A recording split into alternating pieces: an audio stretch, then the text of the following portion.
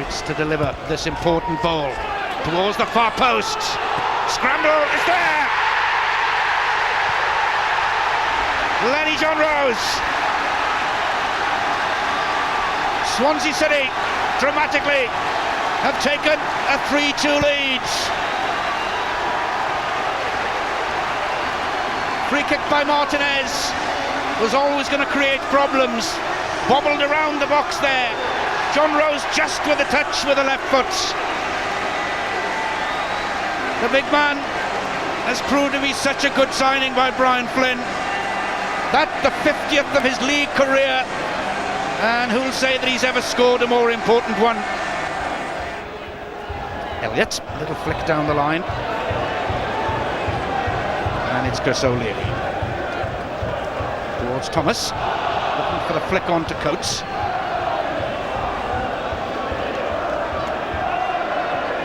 Well, looking to play rather too much football. James Thomas has a chance for a hat-trick.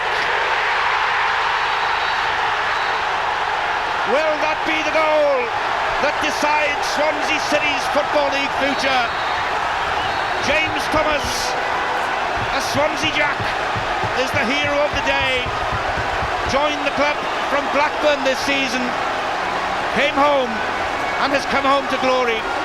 Jonathan Coates with the little flick, and this is coolness itself from the Welsh under-21 international. Execution 100% perfect. Swansea City 4-2 to the good. Could they have finally got the breakthrough? If they have, it's thanks to James Thomas, his fairy tale hat-trick.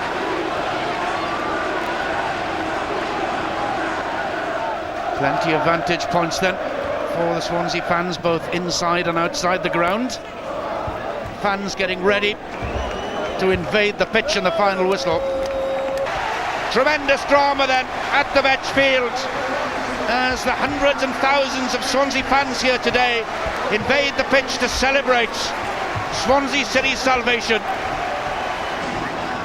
Alan Tate throws his shirt away to the crowd on the side.